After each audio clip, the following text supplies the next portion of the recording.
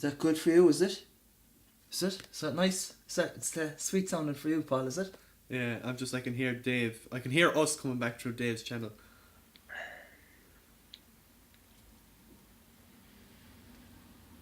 I wish I could do something about that for you, Paul. You know what, Dave? We'll work with it.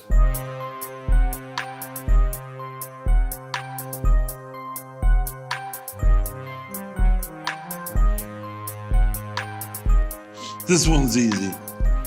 Uh-huh. They're both honks. Check, please.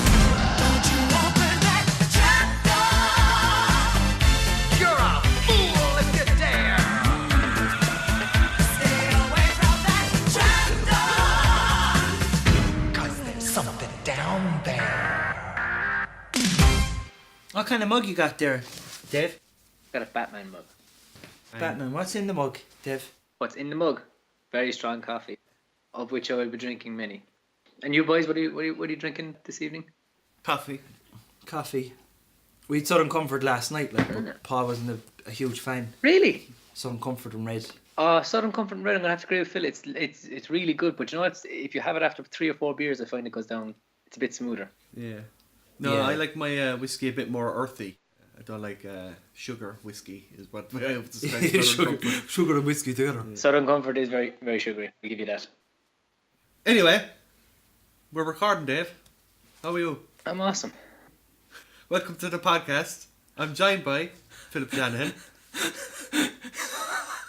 What are you laughing for? And me, David Bartholomew II. O'Reilly.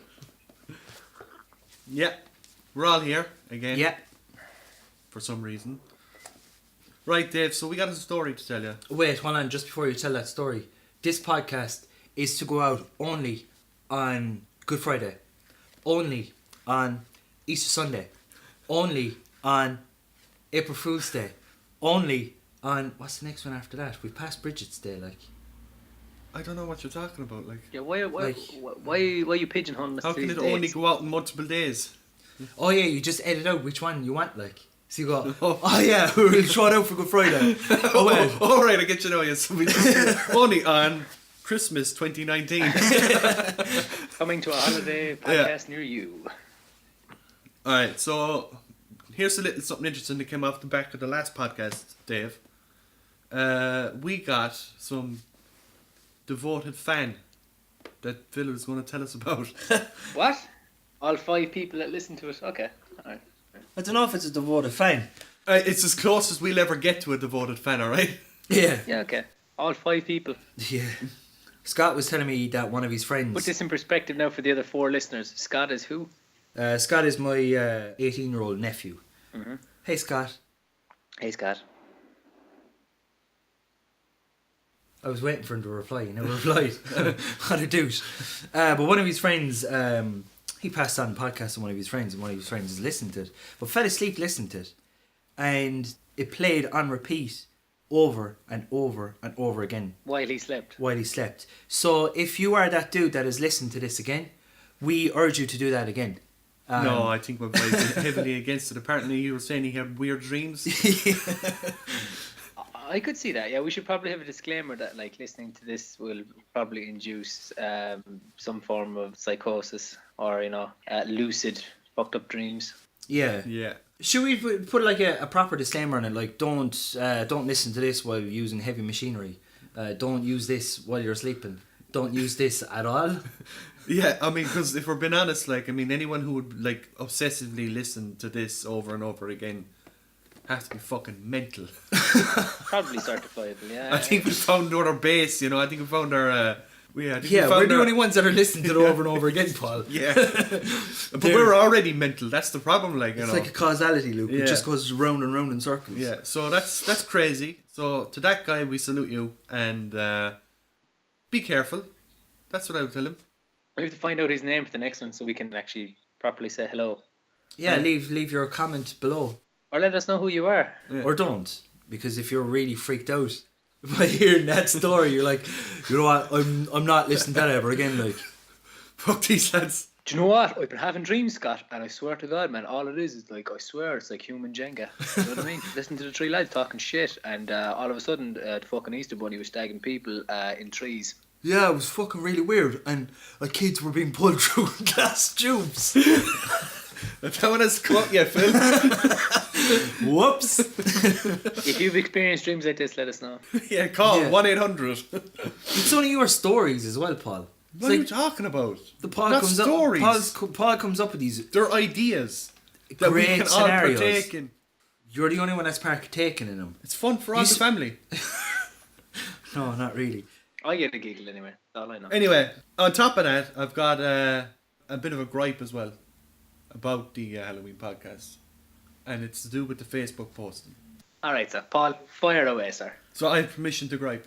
I'm just grabbing this podcast by the balls and steering it. Just now, what you've done is, I was in your office, Dave. 2 weeks prior, you were like, give me your badge! You're suspended, and your gun.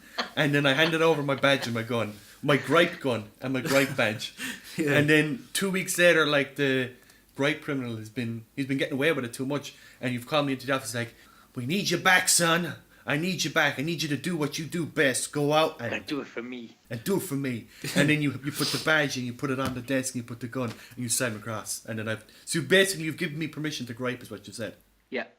In that exact sequence of events. Great. Do Okay. you know when you walk into a room as Sergeant Gripe, right? Yeah. Are you a sergeant or is it just like your I think officer Gripe? You're a Detective grunt Gripe. Oh, Detective Gripe. Yeah. Detective Gripeson.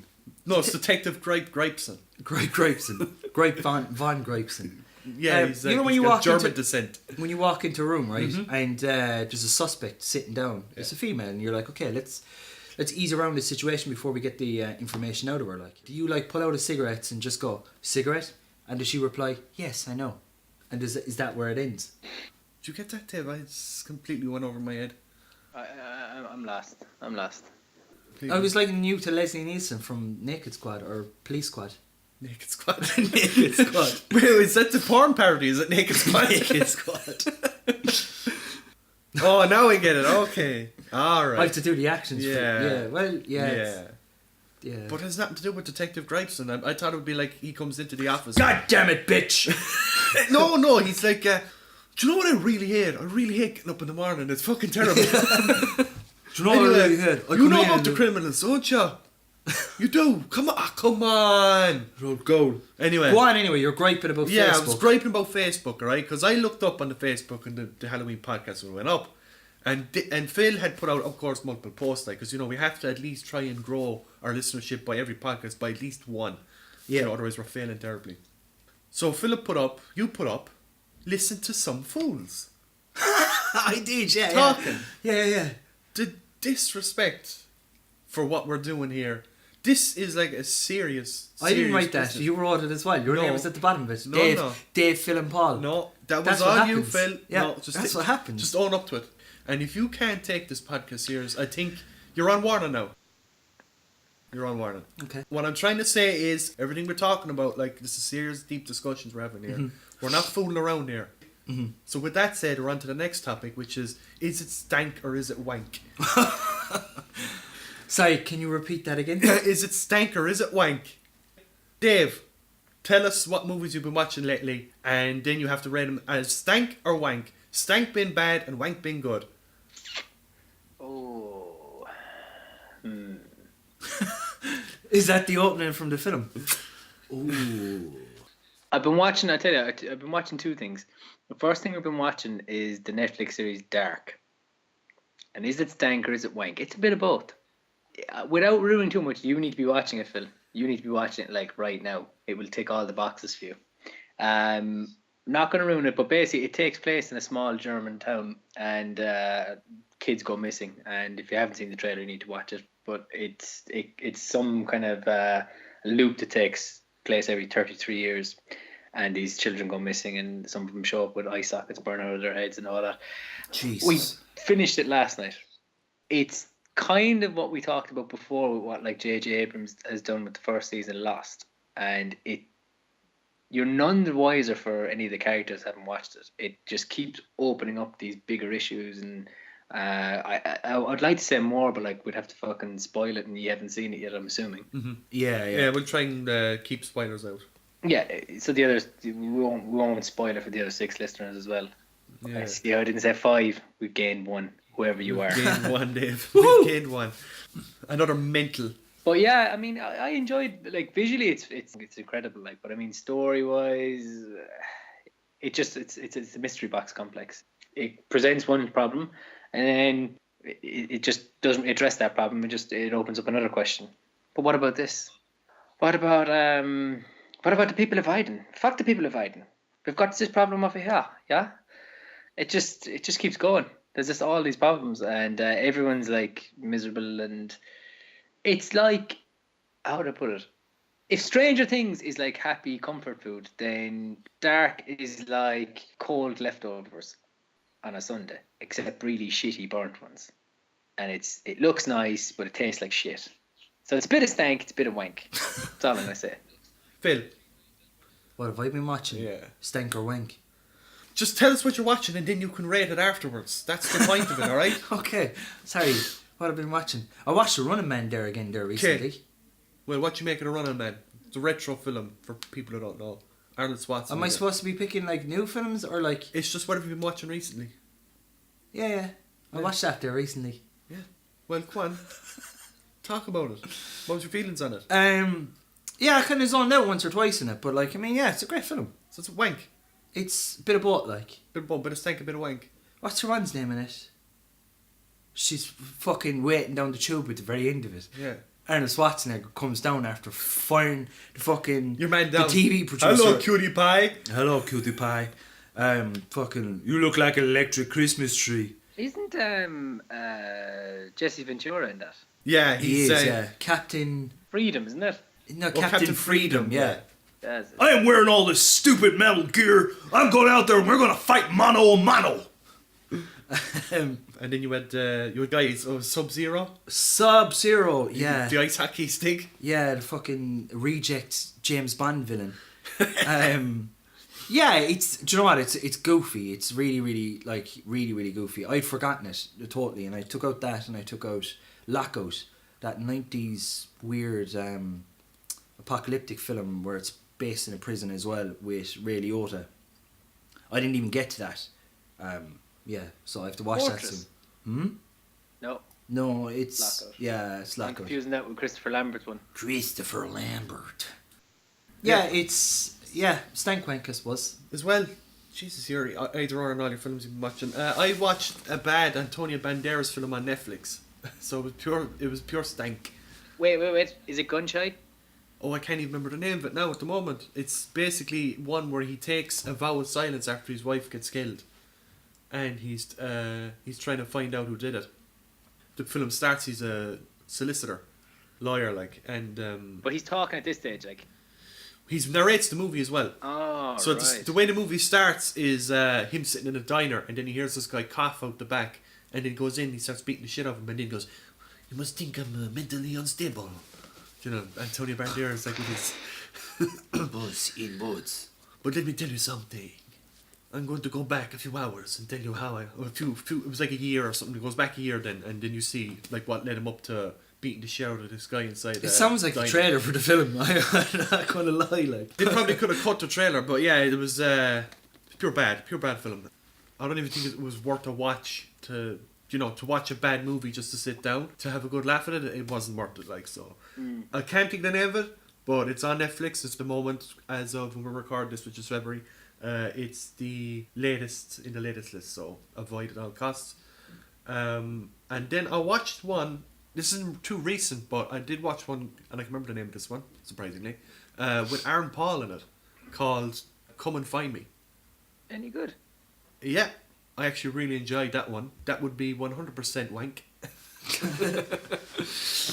It reminded me of Cold in July in the structure. Alright, okay. This basic story is it's Aaron Paul, girlfriend goes missing, and then it cuts to a year later, and he ends up trying to look for her because he doesn't think she's dead. He thinks she's out there somewhere alive, and it's like Cold in July in the sense of it keeps taking these turns as you're watching the movie. So you think it's going to go one way, and then it takes this like left turn, and you're like, oh, that's what's going on now. And then you watch it some more, and next it takes another turn. You're like, oh, now I see what's going on. So it starts leading him down this like rabbit hole of, he finds out like she's not who she said she was. All the information she was giving him, like her name, it's not her real name. Where she grew up and went to college, she didn't go there. So he starts finding all this information about her, and then he's falling deeper down this rabbit hole. And the ending is satisfying enough as well. Yeah, it's worth a watch. So come and find me. That's that one. Come and find me. Yeah, you just reminded me of that 90s TV series with Bruce Greenwood. Is it Greenwood? Captain Kirk's mentor in the new Star Treks. Is it Bruce Greenwood? No, you're right. It is Bruce Greenwood, yeah. He's done a couple of voiceovers for Batman, hasn't he? Yeah. Batman. He was like Double Jeopardy and a couple of other really good films as well. He like plays the bad guy pretty good, like, but he plays a good guy pretty good too. TV series called Nowhere Man. Oh, I remember that. Yes. It was brilliant TV series. Brilliant, yeah. But yeah, like he wakes up and his wife isn't his wife and doesn't know who he is. His best friend isn't his best friend. Yeah. It's like, and he tries to go on this like discovery of like what's actually after happening. Was like the overarching thing, wasn't it? But wasn't like one of those, obviously it was 90s TV, so every episode was like he'd help someone. Yeah. And then try and uncover the mystery a bit more. A dark MacGyver, I'd like to call it. Like, wasn't the end credits him just walking? It was like the Hulk, the end of the Hulk or something. It was just like him walking down the highway, walking down the road, big dusty road. Yeah. You never they cancelled it, didn't they? You never did find out. They cancelled it, but what they did was I never actually saw it. Like, I never saw the last episode of it. But what they had done, and I read it up online, was they made it kind of like a Matrixy type thing, where they were storing all these memories on VHS tapes or something like that.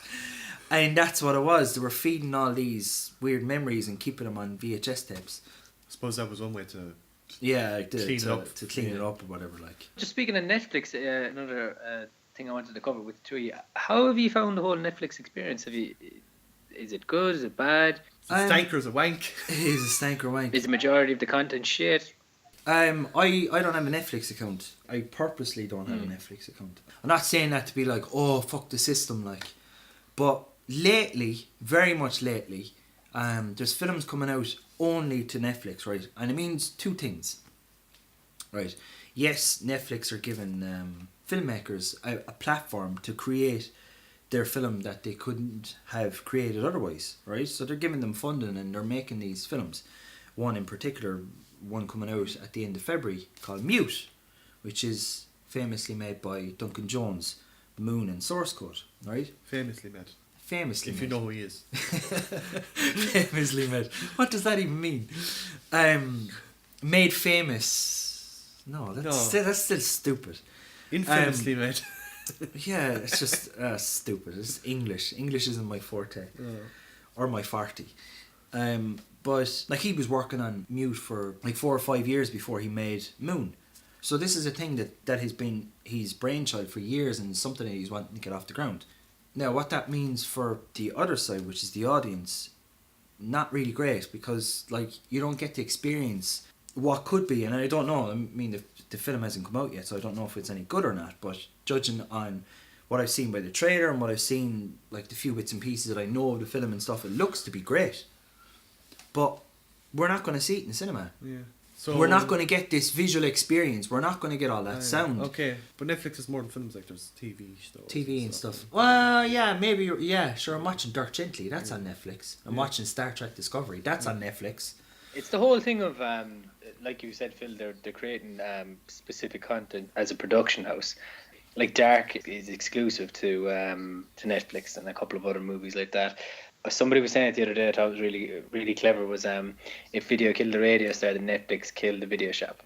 Like, the idea of Netflix is that you do from home. Yeah, there's an entire generation that grew up never knowing what the fuck a video shop was. That's kind of sad. I think it's sad anyway. So, yeah, you posed a question there, so how you find the Netflix? I think it's okay. I mean, a lot of the content on there is, some of it, you won't find anywhere else. Some of it's films that either you can't find to buy or they're too obscure. And you are going to find. I'm going to find them on Netflix. Like there was one in particular that I watched called Beyond the Gates, and on paper, this is a fanboy's wet dream. It's basically about two brothers, right, whose dad used to own a board game / video shop. And when he passes away, the lot or the shop, will say, that he owns, they have to go in and basically sort out, get his affairs in order. Their father is dead and buried. And so they go into the back room, which has kind of been like a forbidden place. Like, but when they open the shop, like, it's just about organising all this stock, like, because it's a fully functioning shop. And when they go into the back room, they find one of these interactive board games, like Nightmare, and it's called Beyond the Gates. And it's this, it kind of sounds like Jumanji. Yeah. It's a Canadian production, yeah, but it's wank. Pure wank. Yeah, it's pretty hard to watch now. It's pretty hard to. And the other thing that I wanted to segue with this as well as talking about it is Mystery Science Theater is on Netflix. I don't get Mystery Science Theater. I watched a couple of episodes and I didn't find them funny at all. What's Mystery Science Theater? Mystery Science Theater, right? The basically elevator pitch for it is a host and two puppets sit down and rip the piss out of bad Z movies, basically. That's what I've been told. I haven't watched it yet. I know it's on there, and a lot of people have. Basically, when you watch it, it's like the way they shoot them is them like sitting in a theater. So you see the film on the screen, and then you just see like the three heads in the seats. I don't know, just their silhouettes or whatever. Yeah, just their silhouettes, like, and then they continue to just riff on the films for the entirety of the film's length. But I watched it, and I was like, I don't get most of the humor because I think a lot of the humor is American based, and you have to know American culture and stuff like that. Yeah, I watched like 2 episodes, and I couldn't find any of it funny. So, not that we're an example of that, like, people listen to this to think this is funny, like, fucking hilarious. Yeah, the way it fucking, yeah. But anyway, yeah, Netflix. Yeah, I'm not for or against. Like, but then again, there's a proxy that we have. So the Australian one, to be honest, the content is, and it's regional as well. They have Australian movies catered to an Australian audience. Like, I mean, that's fine. That's just what you do for the locale that you're in. Like, but we have a proxy for the Los Angeles, the Canadian one. There's a Washington-based one and a Chicago-based one. And there's certain things like you can't get on each one. Like, Rick and Morty you can get on the Australian one, but it's not on the American one because obviously Adult Swim dictates that. Yeah, I think it's okay. It's not the be all and end all. Like, to be honest, I'm still buying films and stuff like that, but I can see where they're going with it. What way is the internet connection and stuff out in Australia as well? Would it be? You were saying like it's expensive as well, like, isn't it? It's pretty piss poor. Like, I think it's third slowest behind Romania. What? To put it in perspective, the way the adverts are going, like the internet companies, they're trying to shed the whole title that they're third slowest behind Romania. Jesus Christ. It's pretty bad. Yeah. Oh, I watched Bright, which is basically Will Smith with Joe Elgerton, where it's orcs, and it's basically Lord of the Rings Alien Nation cocktail. I'm making hand signals here. Like a cocktail, and yeah. Like I'm wanking air. Anyway, yeah, it's okay. What's fucking Tom Cruise off in the corner there? Look at him with his big thick wig and his big fucking $20 grin. $20 grin. He wanking the best of fucking CO2. Telling you. Bright, and he goes. He said it was all right. No. You weren't listening, you were too busy talking about Tom Cruise. I was fucking... Oh, yeah, right. It's already fucking been coffee's gone straight to my head, Paul. Paul, the coffee's gone straight to my fucking head. We've already moved past that now. Anyway, yeah, so my take on Netflix. You ready for this? Hit me. It's alright. Alright, on to the next one. We've all seen 3 Billboards, so I'm sure we're all dying to talk about this one. Spoilers ahead? No spoilers? Oh, well, should we? All 3 of us have seen it. Like, I know. Yeah. If you haven't seen this, now's the time sure, to fucking tough shit. You can either fucking fast forward if you want, like, but sure, who knows how long we're gonna fucking talk about it? Like, we could be talking about it 2 minutes. You might fast forward 5 minutes ago. Like, we're putting this up on YouTube now, aren't we? Yeah. We filled our SoundCloud and we're too cheap to pay to put extras on. So we can put up skip to this time code. Fair enough. Yeah. Yeah, so if you haven't seen seen it. the film and you don't want to be spoiled, hit this click button right about here over on this side. I can't fucking see my hands, Paul. I know. Well, we'll animate a hand in. Whoop. Meep, meep. Here we go. Okay. 3 billboards in Ebbing, Missouri. Outside Ebbing, Missouri. Rubbish. Okay, on to the next topic. We should do one word reviews. They would be brilliant. On to the next topic. No, I loved it. We saw it last night. Yeah, it's pretty incredible. And I've been watching interviews with Martin McDonagh all week about it, and yeah, like I think it's fucking genius in here. Who was your favourite character in it? Oh, Sam Rockwell's incredible in it. If he doesn't get the fuck out. Yeah, we're all in agreement. We're like, all there. But, Like, I mean, everyone in it is so well cast. Like and I'm just gonna cut the bullshit here. Woody Harrelson. There wasn't a dry eye in the fucking house. Jesus Christ. oh man, when he coughed in that fucking interrogation scene, it was like really this great back and forth. And next of all, like he's getting closer to her. Next, he just coughs. Like everyone in the cinema when we were watching it was kind of giggling and stuff, and it just you could hear a pin drop. Like it was like, Yeah. oh fuck. And I think it was her reaction as well, where he was like, oh, I didn't mean that. She was Yeah, like, it's okay, yeah. baby. You know, I go get some. I was like, oh god. He was kind of close to tears as well in that. Like when it cuts back to his shot as well, like he's fucking. It's like oh fuck, like. Yeah. I'll tell you what got me is, and this is huge spoiler, is not so much the letters that he wrote to his wife and kids and everyone else, although they play a great part in it. They set up kind of the other 2 letters or the main. The emotional arc for the rest of the characters. Yeah. And their turning points as well. But what really got me was before he pulls the trigger, before he blows his head up, basically was the note on the sack. And what it read was, don't lift off the sack, just ring the boys. I was like, fuck. That was heavy. Because I thought like he was going to hang himself or something like that. Like I thought like, you know, when he was going out there, I was like, oh, he's going out there to kill himself. Like. Yeah. But then the sack goes on, you're like, oh fuck. Yeah. It's like really, really, really good writing. Like amazing. But he had a voice throughout the movie then, which was brilliant, like, because it was conveyed through letters and that. And yeah, like, to be honest, I just turned off I'm sure you did the same thing. You just turn off the filmmaker head and just sit there and just be in awe. It was genuinely funny as well. Yeah, when the film is that good, like you don't see anything. You're enveloped in it, like. I'm going on a limb and I'm going to say it's his strongest piece, like visually and definitely storytelling. It's fucking incredible. Like, even the scene where she goes in to pay for the billboards and say what she wants. Did you see that scene with the bug on the window ledge? Yeah. Yes. She turns it over. I thought she was going to smash it, and she turns it over, and Alison was actually saying, like, you know, it's really good that, like, because even though she's gone through all this shit, and you know right off the bat, like, she's been through horrific circumstance, that she's still capable of compassion. I think that's the whole thing in it. Like, we were talking for 2 hours after we came out of it. Yeah. Yeah. It's one of those films, you know, it makes you think after you've seen it, you know. And it's saying something, isn't it? There's a load of great stuff like that, though. Yeah. There's a load of great stuff. Now, I've a confession to make, because I was like, there was a little, like, the story isn't about catching the killer. The story is about, like, it's hate, and it's what you do with hate. You can't go off and fucking stop hatred by killing that thing that you hate, and you know it's never going to work out. Like, you're just going to end up creating this constant cycle. Like, yeah, violence begets violence type of thing. exactly. Yeah, it's straight from the film as well. Like, but that's what the whole film is about, right? Thematically.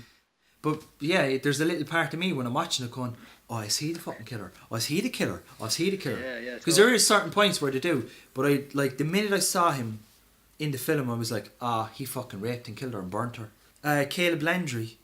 Is it Caleb Landry? Warren from Empire Records. Oh, yeah, him. Yeah, I knew it was him. Or I knew who he was when he came in. And I was like, that's the fucking dude from Empire Records.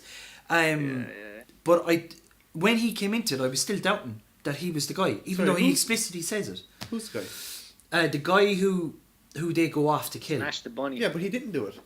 Apparently, he was out of the country. Yeah. Yeah. Apparently. Apparently, like. But I thought that was genuine, that he was out of the country and it just doesn't matter. Yeah. That he's still he's like, still guilty of something, like. As yeah, he way still Sam did Rockwell something, puts it. like. Yeah. I found towards the end of it, it was more like when when he got on the phone to Francis McDormand's character at the end, it was kind of like it reminded me of Memento, that like while he's not your daughter's killer, and like the Memento connection really is while he's not your John G, you know, he's someone's, and we can prevent him from doing something, and you might feel better about it. It was really, really cleverly done. Like, I thought it was going to be the guy straight away when I saw him. I thought it was going to be the guy in the actual advertising agency, The billboard guy. Yeah, because he's a douche in everything. oh yeah, true. Yeah, he's always plays a psycho. Is he like he's in that one with Bruce Willis, Hostage, as well, isn't he? Or am I thinking no? No, that's your man. Ben Foster. Ben Ben Foster, Foster, yeah. He was in John Michael McDonough's film War and Everyone, and he plays a fucking brilliant lunatic in that. Really, really good. Is that any good? Huh? Warren, everyone. Are we off 3 billboards? No, we're still on it. We kind of veered off, but what did you think? Oscar buzz, is it worthy of it, or I know it's already got it, like, but we're all rooting for Sam Rockwell to win, yeah. Yeah, Sam Rockwell. Rockwell, like she's brilliant in it as well. Like she's Frances absolutely McDormand is fantastic. Yeah. Fucking, She's Yeah. perfect for the role. Perfect. she's a force of nature in it, isn't she? Yeah. Has it got a nom for screenwriting? Script? I think it has one for Best Picture. I don't know if it has one. Best Picture, Best Director. I don't know if it has one for Best Screenplay. Because what, like, in terms of 2017 films, what could get best screenplay or best script? Are we off 3 No, billboards again? No, we're still on 3 billboards. Like, I'm trying to compare like 3 billboards to whatever else is out there I'm because just pulling your chain at this stage. fucker. But like, it is the best written thing that's come out. Well, it's early yet, like, but comparatively, I suppose, if you look at quantity of films that you go see in the cinema, it is comparatively one of the best written things I've seen in a long time. Yeah. Because it actually wanted to tell a story as to, like, as opposed to like a Marvel movie where it's telling a series of events. Yeah, it's highly original. What instead of like keep buffing fucking Michael McDonough's dick.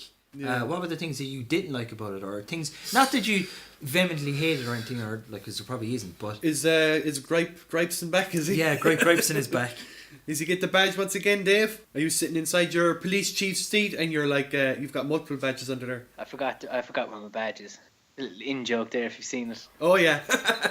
I'll give you the gun, but I forgot my badge. Yeah. Gripe wise, me, no, I can't really think of anything, to be honest with you. It's hard, like, because, like I said, it's one of those films you come out and you're talking about it. And it's a film that stays with you as well. Like. Yeah. And my brain has yet to get to a point where I was like, thinking, like, what didn't I like about it? So just, maybe, second watch you probably go, maybe they could have done this different, or they could have done that different. I'm sure, the director himself, like, would Find his own few his bits and own, pieces, everyone who creates their own thing. I think it's one of those ones where you're gonna get more and more out of it on multiple viewings. So, Dave, any gripes? No, I honestly, I'm at the same point as you know. I'm still reeling from it. Like, and everyone that came out of the cinema was just raving on. Like, every conversation that we were listening to was fucking brilliant. It was this. Yeah. I tell you, I thought probably the best thing was the casting. Casting was impeccable. Even John Hawkes got in there as well. Yeah, he was brilliant as the douche fucking. The dad, yeah. Which every character in it as well, which is what's so great about it is, it's like they're set up as caricatures that are like this guy is definitely going to be the bad guy, this guy is definitely going to be the good guy, or this woman, or this. Do you know what I mean? They're instantly set up. And then straight away you're curve. in the grey area. So the first time you see he comes in the house, remember, and he's like, he sits down at the table after she's put the billboards up. And he fucks that He table fucks up. the table, but then like And he after pushes the her up violence against is the over, wall, yeah, like, yeah. and then the son comes up with a knife to his neck, and then twice you're going, whoa, but to them it's probably like when he was living there, it was happening This all is a the time. fucking Tuesday. Yeah. But then it's like when they're finished, like they put the table back and he sits back down and like he's ready to cry over the daughter. Yeah. He's What the the fuck bad you bad. looking at, Cheerio here? Yeah, there's not like bad. He's the bad man, and that's when you portray him as like he's a bad human, in the sense like he's a human, so he's got like multiple emotions and feelings, even though he's a fucking asshole. Yeah. But you don't show him as this one-dimensional asshole, because even towards the end of it, when she's Frances McDormand's on date with Peter Dinklage, and he comes in with his own, and when Peter Dinklage leaves in a huff, she walks over to the table and With the wine bottle in hand, yeah. because at this stage in the film she's after burning the police station down. Yeah, So yeah. she looks fucking mean at this stage, like, you know. Yeah. And he intimidates him, like, you better treat her right, like, you know. Yeah, she comes over to the bottle and just puts the bottle on the table. Yeah. Yeah. There are First thing out of his mouth, he's like, "Don't start any shit." Yeah, don't start any shit. Yeah. And he's fucking look of fear in his face as well. Yeah, like, exactly, that's do you know what I insane, mean? yeah. Because she's well able to give it. Like, Yeah, as much as there are characters that he does put into the film that you just don't like anyway from the get go. But I don't know if their characters are more just plot devices.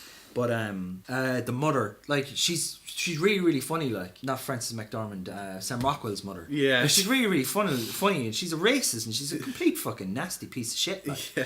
But he still loves her. Yeah. Yeah, and she loves him. Like she's just his mother at the end of the day. When he comes in, I'll beat the fuck out of him. Like Yeah. You want me to go down the station for you? No, Ma. How's that gonna look? You going down the station? Well, I'll go down. Well, what would you say? he's such a piece of shit. Like. Hey, does your mom know she's out? Yeah. My mom knows I'm out. I told her I'd be back by 12. Brilliant. Yeah. So you got any things you didn't like about the film? A very minor thing. Okay. The actual killer, like. Okay. I thought of that scene where he comes in and he throws the Porcelain. gift shop porcelain thing against the wall. It kind of threw me, but it's necessary for the story. And it didn't throw me in a big bit. Maybe it was because it was very unexpected, and a load of things in that film are very unexpected. But he just comes in and he just goes, "I killed your daughter," and it just kind of threw me for a little bit. It was like, But he didn't say, "I killed your daughter." He said, "What if it was me?" Like, yeah. you know, he hinted at it. But the beauty is when you get to the end of the film, like you don't know if he really did do it or not. Or You just know that some he's a sick fucking puppy, like, yeah, just a fucking dickhead, like. yeah. So it'd be something small. So Yeah, very very minor, like. But what would you do different? what would I do different with the film? With that? Or scene, with like? that scene? Yeah. Yeah. I don't know. What would you do I'm not different smart with enough that to do. scene, like, you're talking about the film, like, you know, man, like, you know what's up, man. So what would you do different, like, with that scene? I don't know. All I gotta say is John C. Reilly was not in that movie, but he should have been. All right, guys.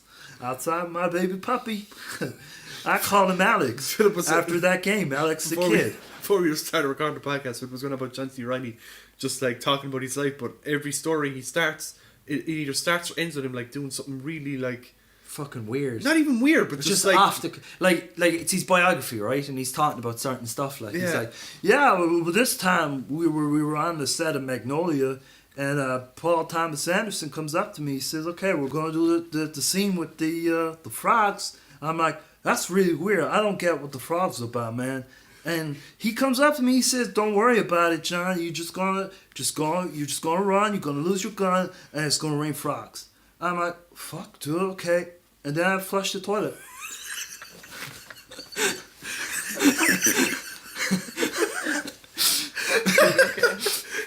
and it's like, but it's like one of those weird.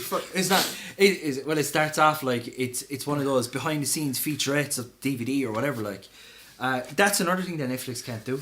You know, behind the scenes featurettes. Actually, they do. apparently DVDs can't do them anymore either. They do Beyond Stranger Things, which is it's a contradiction. They kind of do a little bit of making of, That's kind of like a talk show, though, is it? but it's more like a talk show of how they made it. Yeah. Well, yeah, that's something kind of new as well because. But it you're kind right, of they don't do the old-fashioned making of documentaries. EPK kind of videos. Yeah. So it's like a documentary team are there just recording like John C. Reilly's life, like he's like telling them, but it's like a proper talking head. They have him in a really nice room and he's talking about the thing and it cuts the side angle profile and Yeah, it's really nice close up. But I remember this time I was on Boogie Nights. That was the first time I was with Paul Thomas Anderson, and we were doing the scene. You know, Mark Wahlberg has to take out his dick. You know, and everyone's kind of, you know, the assistant director's going around, is kind of making sure everyone's comfortable, and so okay, we're gonna have the scene. You know, this girl's gonna have her baps out. Mark Wahlberg's gonna have to take his dingus out. And I just want to make sure everyone's comfortable with this before we start rolling cameras. Of course, everyone says, "Yeah, it's fine. I'm totally cool with that."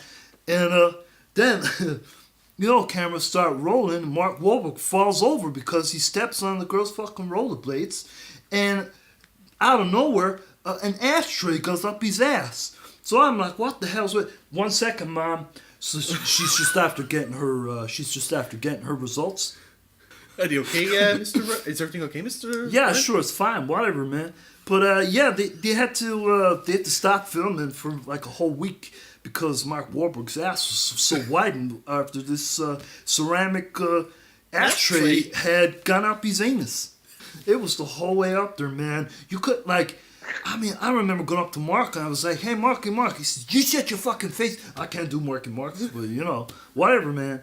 And then I got off my unicycle and we'd filmed the scene. That was it, So all of this thing, he was just sitting on a unicycle. Unicycle, yeah.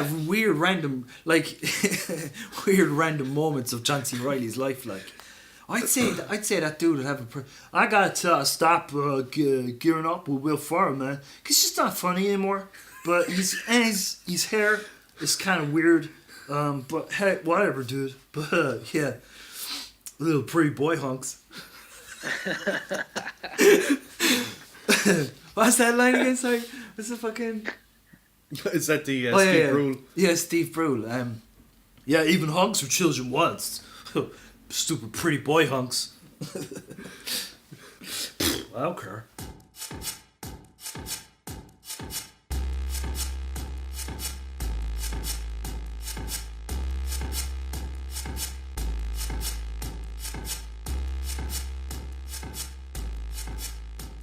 I've got one.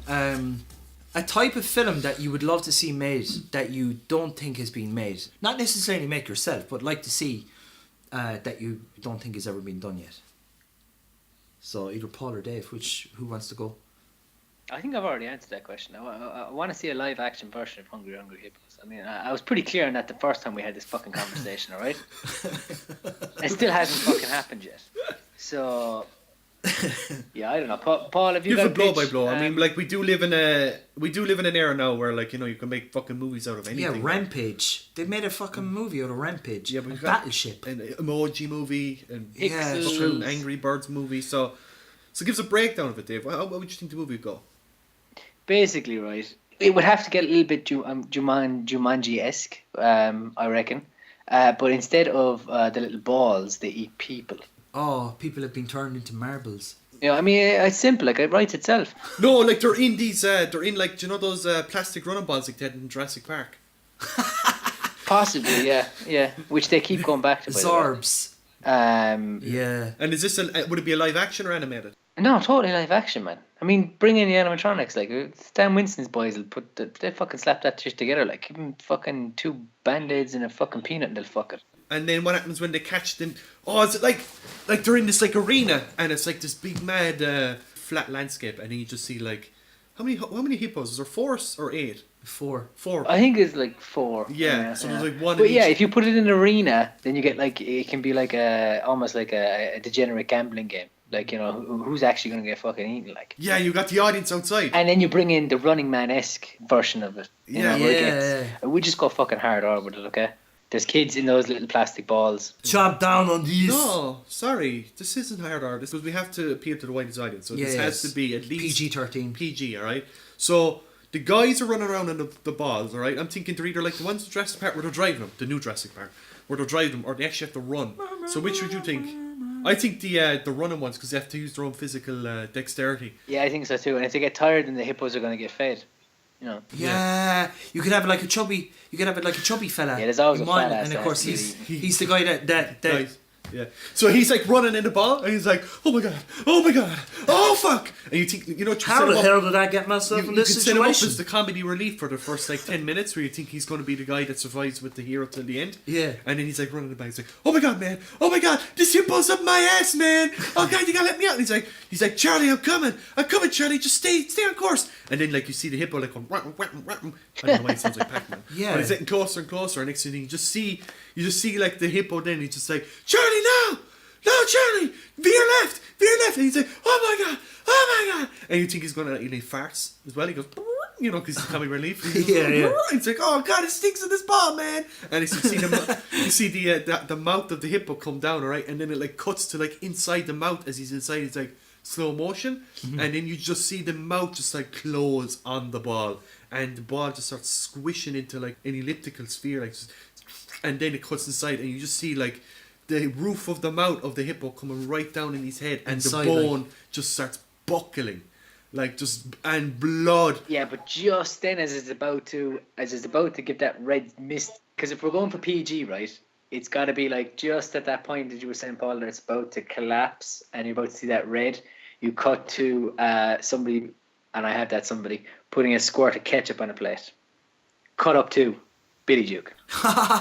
What are you talking about? Oh, that's brilliant. What are you talking about? It's a No. cut. No. Yeah, it's a straight cut. What are you talking I about? really like that. He gets it. You see his head buckle, Getting fucking really thick about it. and then his eyeballs pop out. It's PG. And you Oh, just see PG-13. like You just said it was PG-13 his lower on hard jaw just like crushes in upwards on itself as the rest of his head smashes down, and then there's like this splatter of organs that hits the inside of the ball until eventually the ball bursts, and it's just like this pool of like what used to be a person just sort of pours out down the hungry hippo's throat. It's PG-13. It's for the kids. It's perfectly normal. And he's like, fuck me, I'm getting eaten. Fuck me in the ass, this hurts. Oh God. Chris Farley. Man. Jeez. Oh my God. So that would be your film you would like to see made, Dave, Well, yeah? Billy Duke's got to be in there, like, and he's got to be like the guy that's, you know, okay, gambling's gone down on it. Gonna have to get somebody in. There was a guy before could probably do it, but he don't play no more. He used to play the game when he was a kid. Anyway, yeah, you know Billy Duke, and then he hires the guy, but he has to get that line in where, you know, it's the ultimate guy who's going to outrun all the fucking. He's going to do the game, one last game of live action Hungry Hippos, right? He's going to do it because fucking his son needs new fucking Feet. shoes. I don't know. He needs new feet. Anyway, there's motivation there for him to do it. And Billy Duke gets to say to him, okay, bastard hippos. And that's the reason he does it. That's in the trailer. Instead of Predator, like, bastard trees, it's Johnny Unitas. You gotta do it, Johnny. I can't go back. Listen, I know you got hit once before, but they're just bastard hippos. We can make a lot of dough. If anyone that doesn't know who Dave is talking about, because if you ever watch Predator, he's Mac. That's Billy Duke. He was also in Commando. He was one of the villains in that. He was in the bad guys, yeah. He's a cross between Macho Man Randy Savage and Ware. Dylan! Yeah, he gave Carl Weathers an awful lot of shit in Predator. He's the guy, over here. Wanna have me some fun tonight? That's right, yeah. Could have me some fun tonight. Because he's echoing the song at the start, like when they're listening to the helicopter. I never caught that. Yeah, the song they're listening to start is them going to have me some fun tonight. Oh, I fucking never even caught that. Yeah. What would your one be, Paul? I don't have one. I chipped in on the Hungry Hippos one. Yeah, you kind of... That was like a tucked in. co-production, you know? I got one, alright. Picture this. Replacements, Sandlot Kids, Mighty Ducks, The Longest Yard, Mean Machine. You know what all these films have in common, Dave, don't you? They're all about, like, sport. Yeah, sports underdog movies. They all have the exact same formula. Oh, we're going to get a band of guys together to make a team. The team isn't going to be great, but it's all about trying, though. It's all about trying to be a fucking bunch of losers, right? Okay, so that's the main premise. And then they get really, really good. And in some cases, like in the Replacements case, it's just a case of they need to make up this team of random guys to fill out the sports card for a team that won't play. Now, imagine that formula, but taken from the American setting, right? Where you know, like when it cuts to those commentator sections, it's a great day out there tonight. It's a great day out there tonight, Bob. I definitely drank too much. It's a great day out there today. It's a great day out there tonight. It's a bit of a bit of a conundrum, but maybe there's a total eclipse that was going on at the moment. Yeah. right? But okay, so take that formula from the American setting and putting it into an Irish setting instead, and make it about a junior B fucking county team, right? So now we've got this sports underdog movie, right? Because there's nothing more underdog that says underdog than a junior B or a junior fucking C hurling team, right? But it's got all the flair and all the tenacity And all the tropes. and all the tropes of an American film. So it's like the guy works in a bar, right? And he used to play hurling for the county team like years and years ago, right? But the And manager, he's never going to play again. he's never going to play again. But like there could be a spark left in him, right? There could be a spark. There could be. That's what you set up at the start, right? His life is kind of plateaued. He seems to be comfortable with his life. But in walks the manager, a demoted manager to the junior B team, right? Or junior C team. For anyone that doesn't know what a junior A, B or C team, or I don't know. I don't even know what it is. Ranking A is highest. Yeah, they're the best of the best of the... The best, sir! yeah. So in walks this guy that's been demoted or whatever, like, and he says, I gotta put myself a team together, the local, I'm just gonna pick some weird place in Ireland. Let's say Do you know there's a place in Ireland just called Bog? Really? Bog. Okay, there is actually. Yeah, so it could be the local team for Bog. Bog, right? I'm going to have to take a Apate road trip there when I get home again. Bog. Yeah, I think so. I think it'd be worth it. Yeah. Anyway, go on. So So he comes in and he says, Jermaine, he says, I need someone strong, I need someone lean, I need someone for my team to make this the best junior B team to get us back on track. he's from Cork, so he's like, I need someone strong. I was about to say he's American in Bog.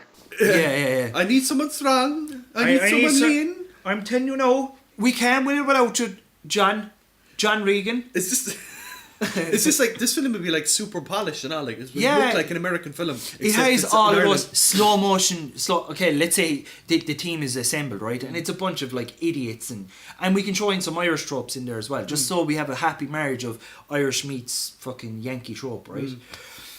Do you know, like the one guy that's always drinking, like, and he's even drinking and smoking when they're on the pitch, do you know? Yeah.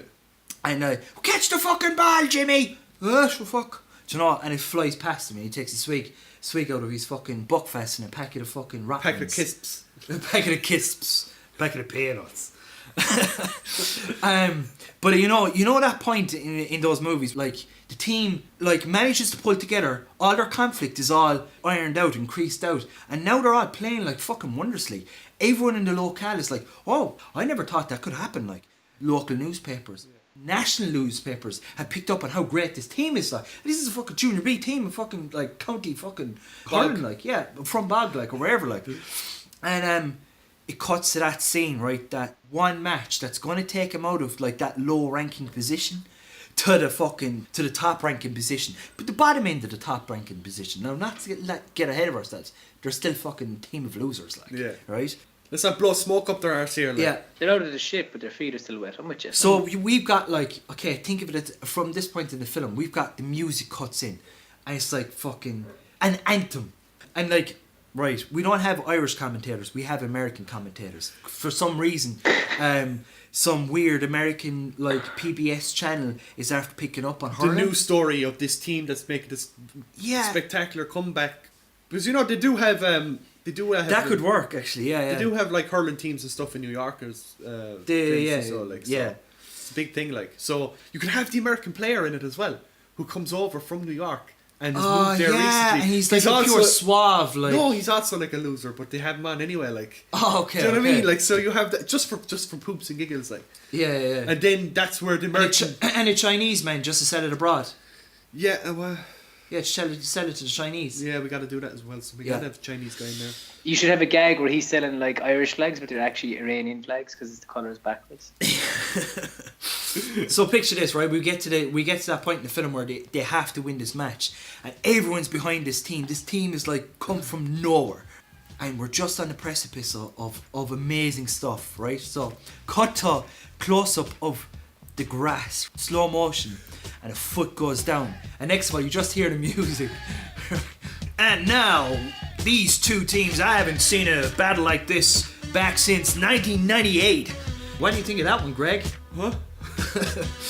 Tell you what, Jim. It's going to be a great day out here today. It's going to be a powerful day out here today. You know, the sun is out. There's a great crowd. There's a great energy, and fantastic feeling to today's fantastic, proceedings. You know. I could really feel the energy Here's in the crowd. this team that have come from nowhere. This pack of almost, if you will, losers have managed to rise up in the ranks, and then this is when the music cuts in. And then the fucking footage goes slow motion. And then I know the music is. What's the music? Some people stand in the darkness. Oh, this is even better. While Yeah. others step into the light. Yeah, and they're running out. Some people need to help somebody. Make me take a big shite. Couldn't remember the words there, but it'll be alright. I will singing? be Like, we could easily waiting. put I this in won't let afterwards, you like. out of my sight. I'll be waiting. Yeah. I'll be waiting. Like pictures of the managers on the sideline, like throwing up their arms, like going nuts. Do you know? But like that pure trophy. And it's pure, like, you see the team walking out, like, onto the pitch, and Yeah. it's all slow motion.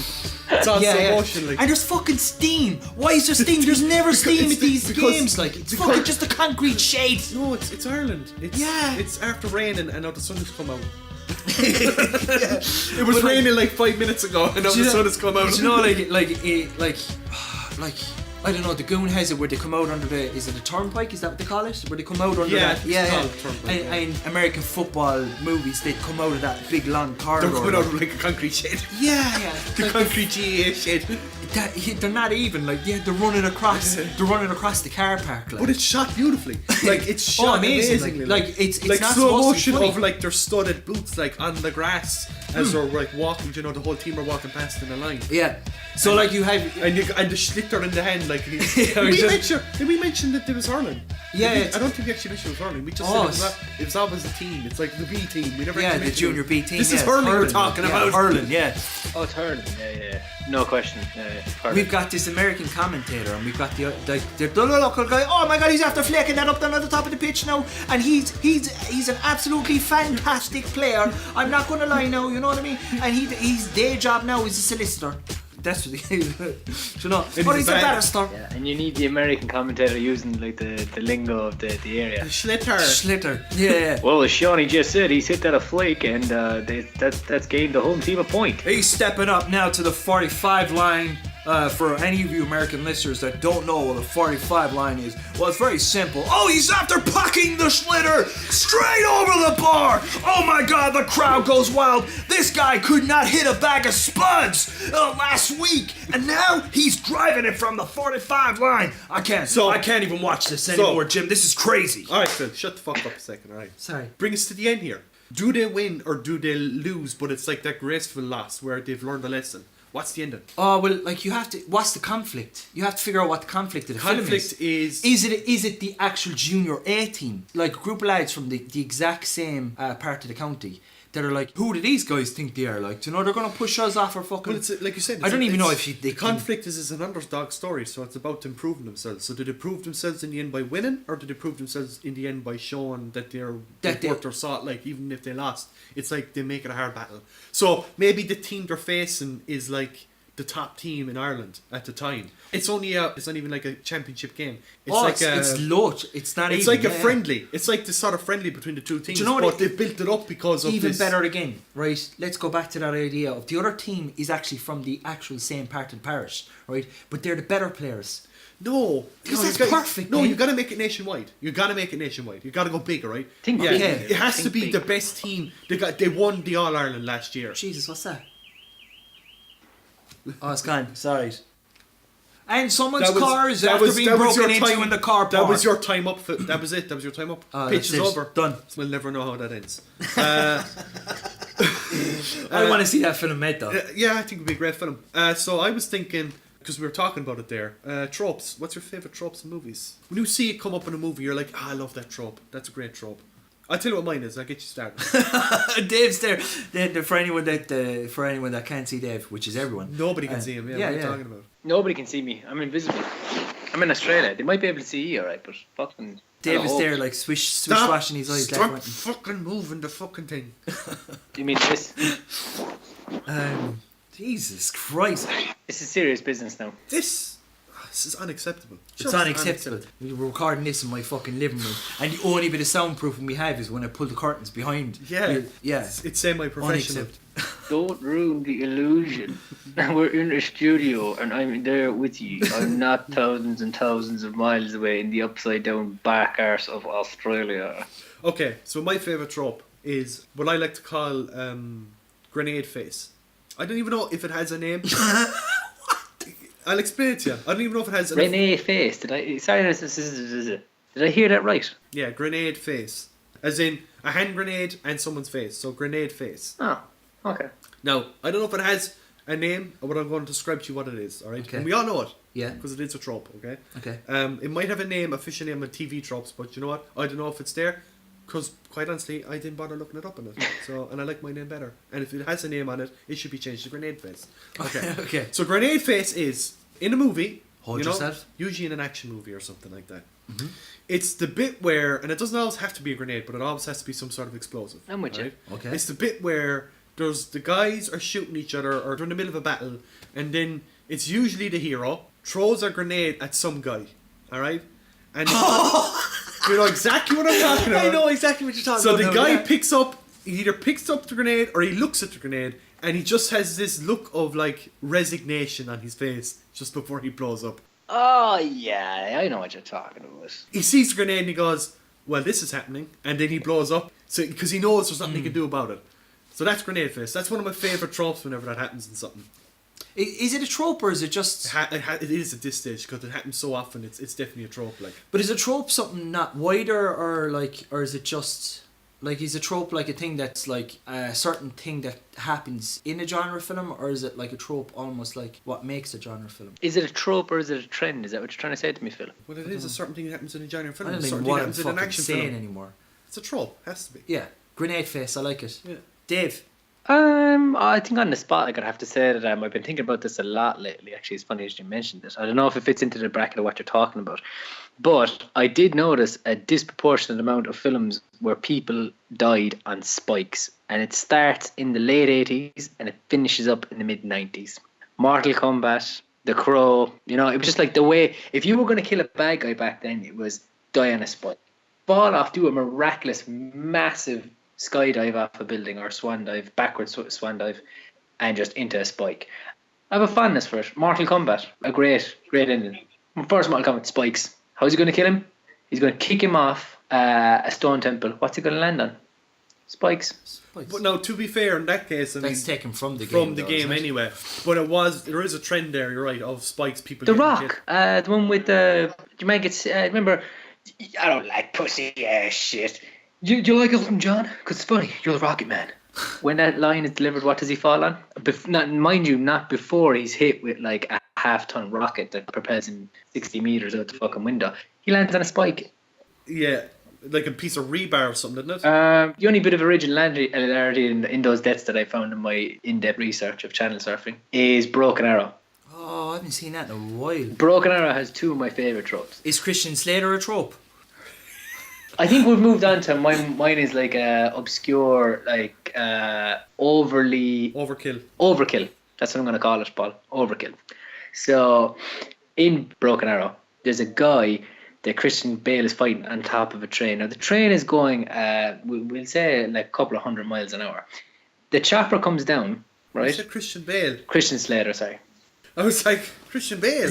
Anyway, the propeller comes down and it basically hits the guy's chest and blasts him off the train. And that leads into my favourite on-screen scream of all time, which is when Christian Slater swings down off said moving train, goes into a cabin and kicks the guy out the pallet background, and he goes... That's the Wilhelm screen, is it? the Wilhelm scream. And basically, for anyone that couldn't see there, I put my feet up into the Skype camera there, like I was falling in from a distance. I can just imagine, like, during that period of like 1989 to 98, like all the action movies, well, how the fuck are we going to kill him? We'll have him land on a couple of spikes. Where would they get spikes? Airports have fucking spikes. Just put a few there. If you type into Google the greatest fight scene ever, I can't remember the film, but it's basically these two guys fighting shirtless in a warehouse, And one of them is called Stingray. The villain is called Stingray. Is that the one who punches him through the chest? No, basically he loses an eye during the fight, and then they end up killing him by, you guess it, impaling him on a hook, which is equivalent of like impaling someone on a spike. Yeah, same thing. That's kind of where I'm going. It's not specifically spikes, but yeah. And then I think he'd lost both his eyes at this stage, the bad guy. And then you see him going up on the hook, and then like the female lead comes in, and she looks up, and she goes, "See you around, Stingray." Yeah. See ya. But the fight scene starts off with the two of them going like, ha! You know, they're getting into their fight sense, and then the bad guy goes, ha! And then the bad guy rips his shirt off and he goes, ah! And then the good guy rips his shirt off and goes, ah! And they're like both oiled up like it's pure cheese. Just when you said oiled up, I thought of that trend as well for a while that was going of ninjas. You know, been really hip and cool in the late 80s, early 90s. Oh, that was in the 80s and the 90s as well, yeah. And every time they took off their ninja robes, they were oiled up and ripped to shit. Like there was a fucking shinobi or a fucking samurai on TV for a decade there, like, wasn't there? Yeah. Anyway, what's your trope? My trope. One that I like is the scientific explanation thing that covers that plot hole. Dark Knight has What would you call that trope? Science blend? Okay, what would you name it? Yeah. Science position? Science position. Science machine plot filler. It's fucking wordy and bulky. Okay, plot filler. Name. Sounds catchy as grenade face. Plot filler device. Actually, what would you call your trope, Dave, before we move on to Phil's? I don't know, deadly death by obscure object. I haven't a fucking clue. Death by spikes, or, you know, pointy shit to land on. Death by pointy shit to land on. Yeah. I like his one. I've got another one in a minute, but Phil, continue, please. Yeah. So, science blation. Science-blation. Okay, science-blation. Is when they create a device in a film to help cover any narrative holes or whatever as such, right? So one of the biggest ones, and a great movie at that, would be The Dark Knight, when he designs this sonar device that's able to see into the building, right? And it's mainly for two reasons. For one, for Morgan Freeman to say, "Oh, it's bad what you're doing because you're watching on people and blah blah blah blah." Blah, blah, blah, blah. And the penguins. But the other reason then is to set up for the finale with the Joker. Like, do you know that you can have all the devices that you need in the world to take down people, but sometimes your reliance on other people is what's going to save you. Like, Yeah. essentially. But yeah, they do a whole thing where they explain what the device is and how it's going to work, and it just manages to smooth over that part of the film. One great example of where they actually point out the trope in another movie is Thank You for Smoking. It was where like Rob Lowe plays this like producer or whatever, and Aaron Eckhart is like a lobbyist for the cigarettes companies or whatever, you know. Cigarettes they're not as bad as you think they are, kind of a job, you know. That's his whole thing in the movie. But Rob Lowe is trying to get cigarettes back into films again. So he's saying like, you know, well maybe we got Brad Pitt and we've got this other beautiful actress and they're in space and they're after having this hot sensual sex, this beautiful sex scene, and they're on Orion's belt out the window and stuff like that. And it's 0G and they're floating and Brad Pitt pulls out a cigarette from somewhere, I don't know, his ass, and he sparks it up. And then Aaron Eckhart turns around and he says, yeah, but like, you know, there's like, it's 100% oxygen, wouldn't the whole place like go up? It's like, no, remember that we managed to build that device that allows us to smoke in space. Yeah. That's Science like, blation. Science blation, yeah. When they create a device that manages... I get that, yeah. There's a great one actually, or a terrible one, depending on what way you want to look at it, in Broken Arrow. Yeah, it's just come full circle, Phil. Yeah. We've got a code Broken Arrow. What's that? Oh, it's the term we use for when we lose a nuke. I don't know what's scarier, that we lost a nuke, or that we actually have a term for when we lose one. Brilliant. I mean, Jesus. And there was one thing as well in it that I think everyone fell on, every fucking screen at some stage or another fell on it, and I thought, like, maybe it's just me, but I thought I was really smart when I was explaining to people, like, years after the fact, oh, it's EMP, electromagnetic pulse. Been in Bond movies for at least 6 of them. It was in that, and it was in every fucking 90s movie in early 2000s. Yeah. EMP. I know what that is. Electromagnetic pulse, lads. It has to be. No more abbreviations, like. That's what it is. That's what it is, then. How does this sit with you? We should be vigilantes. Okay, before you go any further, before you go any further, right? You can also forward this bit as well if you don't want to be fucking creeped out. I don't know what Paul is going to say. Dave doesn't know what Paul is going to say. Do you know? I think the three of us should get a coffee. We should just go right. What you're saying is this like a disclaimer? It's like Dave and Phil aren't they responsible for the opinions of. It's like he goes out of his way just to make us really, really uncomfortable, Dave. Like he's like, do you know what you should do now? Do you know what you should do now? Right? You should wait outside the fucking Montessori school, right? You know, no, Paul. Second, sorry there. Just knock that off the list there. Can't mention Montessori school. Okay, go on, Phil. No, there is no go on from there. Like it's like. What else can't I mention? Anyway, Dave. Why are you putting like limitations on my creativity? It's not creativity. These are great ideas. Like they're all great ideas. Because I think it's about time we get out of the filmmaking business and we get into vigilantes. The vigilante business. Right. Before you go any further, so can we make the coffees? Let's make the coffees. This is a dangerous groups that we're dealing with now.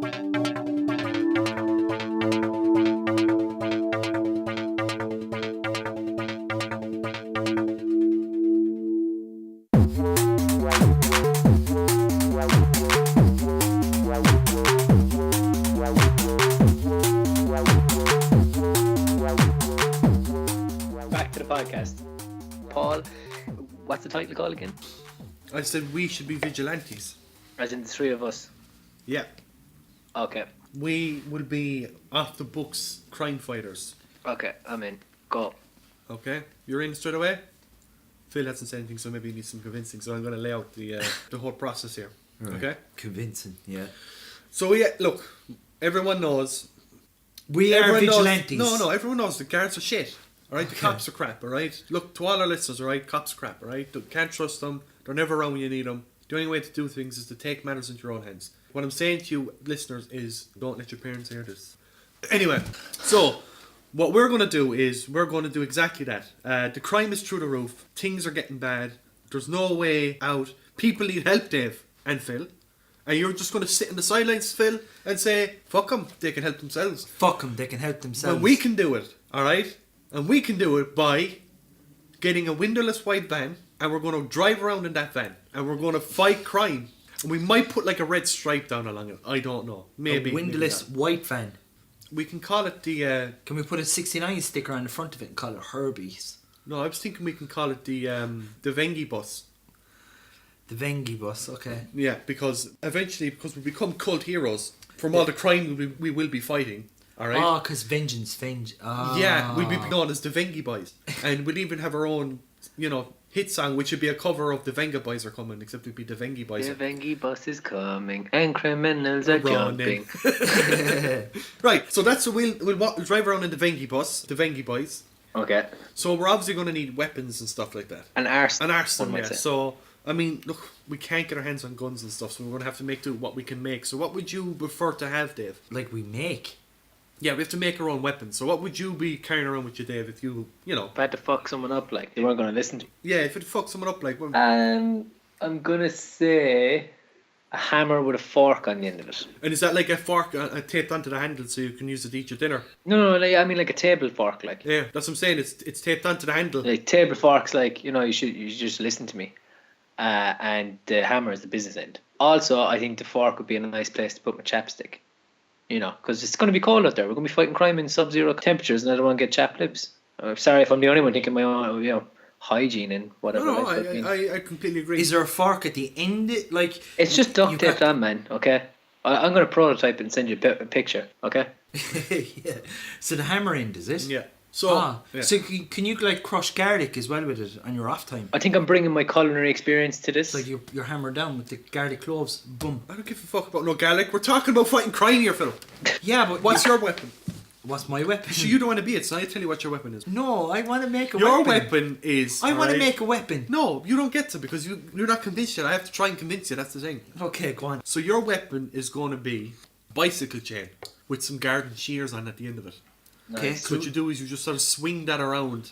People are running at you and you're like, I cut you. I'm going to cut you if you don't listen to me. And you sort of swing the garden shears around on the end of the bike. Can I have a bandana? Yeah, you can wear a bandana. Not a if you want. full, not a full pirate's bandana. But like a do-rag bandana. Well, no, not even the do-rag. Just like the fucking Rocky bandana, like Yeah, you can have one of those. headband, kind of like tied at the back. Yeah, I want fingerless leather gloves. yeah, you can have those as well. In fact, I would go so far as to say our uniform should be that of 80s street gang members. Picture Warriors or the front cover or arcade cabinet art of Streets of Rage. We're those dudes. Okay, yeah. But I was thinking I was just going to wear like a white tan jacket, like, and smoke a cigar, and at the end of every mission when we've like blown up a load of cars and people have flipped over, and I just go, I love it when a plan comes together. Yeah, But that's perfect. We could do that, as well. We could just although I was also thinking that I could dress up in a hockey mask and a gimp suit, and we could just go to where the criminals' headquarters are, and I can just go, walk away, just walk away. The Lord Humongous from Mad Max 2. Oh yeah. Just walk away. Can we have big mad speakers? What do you mean we? You haven't agreed to this yet, Philip. I've agreed. I have to try and convince you. You I've haven't agreed yet. You have to listen I've to the agreed full to proposal. We'll get there. Can we So at how do least we- have stereo speakers sitting outside of the... Yeah, because I was thinking we could weld like big metal plates onto the van as well, like a big grill at the top with like spikes on the end of it. How do we actually find the crime? Because we don't have police scanners. So the way I figured it is, there's always crime going on somewhere. Has to be the way it is. So what we do is, we've got a big map of the city on the wall, and we blindfold you, Phil. Of the van. We're mobile, like. Are we living in the van? Yes. More or less, like we're going to have to, because we have to be always on the move. Bunk beds. We've got the big map on the wall of the van, and we get Phil, and we give you a blindfold, and we give you a knife. Yeah. And what you got to do is you got to throw a knife at the map, and wherever that knife lands, that's where the crime is happening. Okay. Guaranteed, that's where crime. Are is you happening. sure we're not the bad guys? No, we're completely the good guys. So, like, we'll have you throw the knife on the map, and then we'll like, it's in this neighborhood here. That house has got to be the one. So we pull up in the van, and then we like all rush out of the van, and we run up to the door. And then Dave, you because you've got the hammer, you just bait the front window in with your hammer fork. We occasionally get the wrong house though, yeah? And pay for the damages. It's always right house, Dave, alright? There's always crime happening somewhere. And then we run into the house. We're running up. Phil is first in the door. No, he's not. always first in the door. He's not first in the door. You're always first. What's I'm the not problem? first in the door. You're first in the door. I'm What's not. the problem? I'm in the van crying that you made me do this. Again, it's like, no, I don't want to be here. I don't want to be in this van. I don't want to be in this van, and I don't want to have this bandana in my head. And I don't want to have the big speaker sticking out of the van now anymore, Right. playing Push It to the Limit. All honesty, I hear your complaints, but have you considered this argument? No. Okay? So you're first in the door, Phil, alright? And you run in, you're like, ah! I'm not first in the door, but go on. What would you do, like, what scream? Give me the scream you would, like, if you were running in. You need the Willem scream. We'll dub that in later. Okay, I'll try it again. Okay. So you're running Yeah. in, big bandana in your head, leather jacket, tidy whitey underpants, cowboy boots. Nothing else. Nothing else. Bike chain, garden shears, you're swinging around like it's like a morning star. So you're screaming, you're running down the hall. I mean, they'll be delighted to see us when we come running No in. one's being delighted. I'm not even delighted. I'm not even sure why I'm even running down the hall with tidy whities on. But that's your uniform. You've got like the leather. It's not a uniform. You've got the leather That's not even an attire. What's wrong? I'm wearing a fucking hockey mask and a gimp uniform. I'm dressed not- like the Lord Humongous out of Mad Max 2, so I mean, I thought you said you were modesty isn't, being modest, Philip. That's in your days off. When the Vengi boys are out, they're coming. Do I not have a And the mask? criminals So as gotta be well. around. No, you So- got a do-rag. This you said you wanted a do-rag. That's all you get. I don't A want to. do-rag and a pair of cans. Yeah. I don't want to go in first. And Dave is wearing. Can I Dave not- doesn't have a mask either, but he is wearing a Halloween Teenage Mutant Ninja Turtles Leonardo costume. Yeah. With American football shoulder Just pads. that, with the hammer. Come on, Raphael. Yeah. He's cool but rude. So you're running down the hall. You're not getting out of this. Okay. Alright? You're running down the hall. Like, give us the scream. Ah! Ah! Because you're trying to, you're trying to put the fear into it. Because this is what we're trying to portray. I fear for you. We're trying to portray. I don't fear for anyone else. This I is the way we really come think at them. you're. I really think you don't know what the word criminal means. To be honest. Dave, you're falling behind Phil. You've got the hammer. I'm just along for the ride. I'm just going with it. You're just fucking swinging that hammer, aren't you? Yeah. Like, I think if you're running down, do you know Don't you've got... encourage him, you know Dave. you've Getting got... them psyched and scaring the shit out of them. Like, we're here to have fun, but we're also here to have business. We've got business here. It's 12 o'clock at night. I don't and think I'm 100% you run up, comfortable you with run this. up the stairs, and like there's people, like, you know, there's like a man sleeping in his bed, and then, you know, Phil comes in and you just start whacking him with the end of the chain, and you're like, you stupid criminal, take that, you crime man, and you're just like hitting him with the end of the chain, and then you're like, I cut you with my shears. And then Dave is over there with his fork and he's like grinning. He's like, yeah, yes, you're gonna be cut. And you've got like I don't know, man. and you've got like an apple stuck crazy on, world out there, man. You've got like an apple stuck on the fork. You know, so you're twisting the hammer around like, and you're like taking bites out of the apple, and you're like, yeah. And then I come in the room with the Lord Humongous mask on, and it's like, just walk away from the house. Can I? Yeah. I've got 2 days.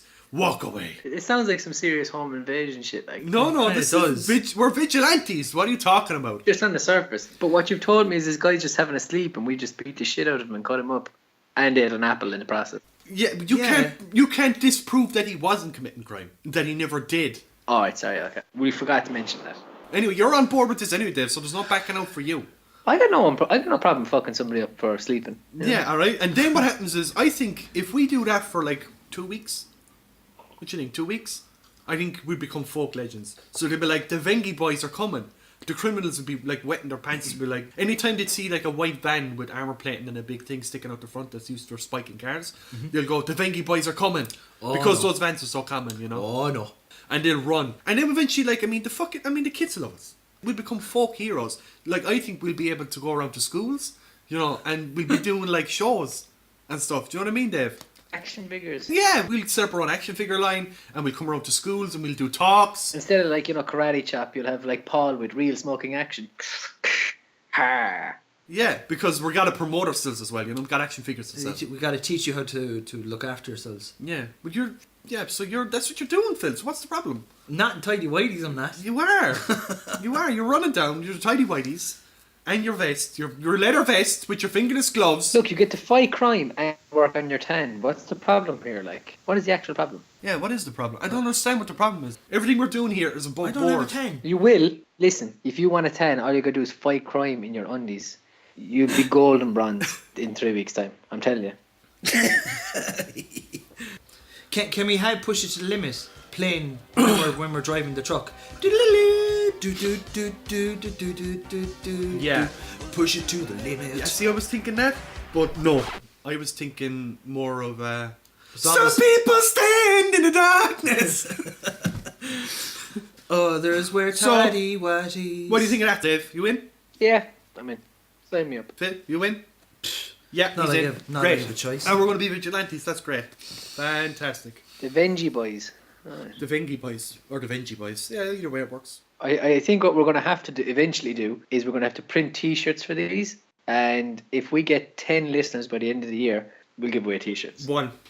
Yeah, but that T-shirt is only like a €2.50 T-shirt that we bought in pennies, and we decided to get a black permanent marker and just write the words Vengi. Don't Boys tell on. him what the design's going to be, man. Don't ruin the illusion. But yeah, it's going to be the official Vengi Boys uniform. Yeah. Oh, I haven't told him the font. I didn't tell him what the font was. Just saying, needs to happen. Nervous scribbles.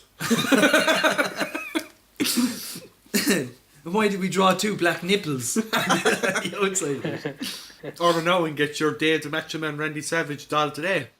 I don't care if it's razor wire. Snap it, you a Slim Jim, yeah! Imagine that, like, you went to all that effort of like sculpting like a clay model of like hundreds of cats and painted it yellow. Cat fondue. Yeah. Any other topics you're going, guys? Foods and movies. Is there I'm watching like a great channel at the moment called Binging with Babish. Now, I'll probably send it on to you. Yeah, I've seen some, but yeah. Yeah. Where he decides to make recipes of dishes or whatever from TV shows and films and stuff like that. And sometimes they look amazingly, mouth-wateringly amazing. And you're like, oh, Jesus, I must make that actually. And it's cool the way he puts the whole package together. And sometimes he makes really out there ones like the whole meat burrito from the regular show, where he basically just goes down into town and buys $570 worth of just pots fun. sorry. Keep going, guys! Oh. But Hello?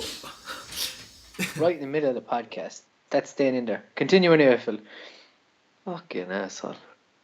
One job. Turn off the fucking phone. Good job. Notice how it didn't ring when he was telling his weird ass story. Anyway, sorry. Continue. So the guy basically recreates dishes from either TV shows or movies. So yeah, one of them was like the meat burrito, the all meat burrito, where he buys like $570 worth of fucking meat that include like bison, rattlesnake, ostrich, emu, beef, pork, Wow, a lot of protein right there. yeah, and he minces them all up, mixes them, puts them in a pan, fries them, and just puts them in a thing. He couldn't even eat them because he was like, oh, some of them are charred and overcooked, and some of them are chewy and undercooked. I suspect that to be the snake. It's like, oh. So it's kind of like a food Mythbusters kind of a vibe about it. Kind of like, sometimes he does really cool stuff. Like he makes the way Ralph Wiggum makes like the crayon toasty, where he puts a load of crayons in two. Oh no way! Does he make one of those? He makes one of those, but what he does is he gets grated cheese, right, and he puts like a droplet of food colouring into the cheese. So he's got like yellow, blue, green. So it's a rainbow toasty, but it's just cheese, like. Oh god! But it looks class like, and it's edible. Like it is actually edible. Why are we talking about this? Oh yeah, foodstuffs. Food and movies or something. Was that what you were saying? Food and movies, yeah. So, is there any particular like type of food that you would make from like a film that you've seen, or The entire banquet scene from Hook, where Robin Williams is sitting down with the Lost Boys and he's having the back and forth with Rufio. They do the slow pan past all the food, and they have some like meringue pie there. They've got like fondant, different types of fondant pie, but it's all like really colourful. It's all homemade. They've got apple tarts, pies, meringues, shortcuts, pastries. It just must have. I would imagine like that. The most of the stuff in the foreground is real, but there has to be some of it is like rubber. Like it just glistens. But yeah, I wouldn't mind trying a couple of those dishes. Just to see if number one you could make a cake that colourful and eat it. Just the consistency just doesn't look right. But yeah, I mean, like I wouldn't mind trying it. in terms of like baking and cooking? Now, for people that don't know, what Dave likes to do is he likes to cook for people and get paid for cooking for people, right? As a profession, yeah, it's great. It's awesome. And he's often cooked for myself and Paul. We've often ate stuff that Dave has cooked, and they've been okay. It's edible. It's edible. That's for sure. We're still here, like. We're still talking about fucking food. Yeah, we are still talking about food. Dave is telling us the Hook scene. Banquet scene from Hook gets me every time. Where Oh yeah. all the food stuff's there, like all these pastries and cakes and stuff like that. Yeah, it's pretty incredible. Is that the one where all the kids start going, "You're doing, Peter? You're playing with us." You're doing it, Peter. You're doing it. And then it's like, and it's just like mountains of food. Every time I see it, I'm just like, fuck, I'm hungry. Also, I would like to try frying a piece of Ray Liotta's brain, because it's supposed to be really fucking tasty. I've just been told. Tastes like pork. I bumped into a small Japanese boy on a flight, and he told me like there's an old fella up the top, and first class has got some amazing Ray Liotta bread. Just saying, it's supposed to be like tasty as. Back in the day when I had a brain.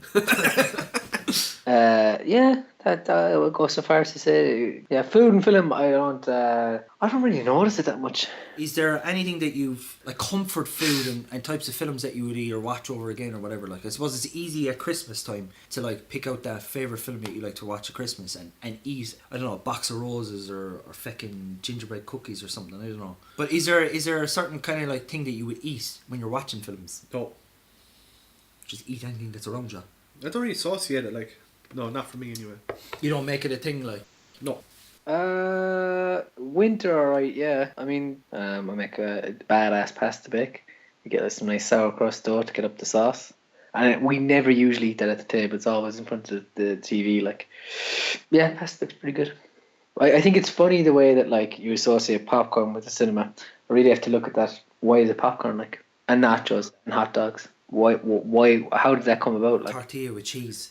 Why not like a sandwich? Is it? Ham sandwich. Yeah. Can I get a ham and cheese sandwich? Potato sandwich. Good in to watch fucking Civil War. Potato with your sandwich ham and cheese. watching the Avengers. Like. Yeah. would that be so bad? I mean, if somebody said to me, Dave, you can have a toasty, while you watch. Let's put them there, man. I'd take fucking 4 of them. And I'll take a side of Ray Liotta's brain. I went in there with a pulled pork sandwich there. So yeah, is there anything else you want to cover? Any subjects? Jesus movies, in case this gets for Easter. What's your favourite Jesus movie? My favourite Jesus movie, actually, my favourite Jesus movie is RoboCop. He was oh yeah, well he does die and being resurrected, so that is basically true. It is essentially a story about Jesus. Okay, a so bloody gritty story about Jesus. Bitches leave. that's it. I think. I think so. I'd go so far as to say this has been the most coherent of the podcasts in a long while, and long may it last. When's the next one? Whenever we feel like it. That's usually how this works. That's usually how this. Yeah, that's kind of the format for it, really, isn't it? So if you want to listen to us again, keep posted on our Facebook page, and we'll let you know when the next one is popping around. And Should we do a thing where like we ask people like that do listen to us tell us stuff that they want to hear? Is that a thing? Should we make that a thing? No. Okay. No. I just am fully convinced that the people who listen just can't spell or type. So, so if you're still listening, we really do. All jokes, I appreciate it. And we'll catch you again. So Phil, say goodbye. On the flip side, Dave, say goodbye. The Vengi boys are coming, and criminals are are running. jumping. New York to San Francisco, Roscommon and New Delhi. All right. Bye. Ciao. That's a wrap. Okay. That's it. Yeah. That's pretty good. So the body, I left it out now. Check it out!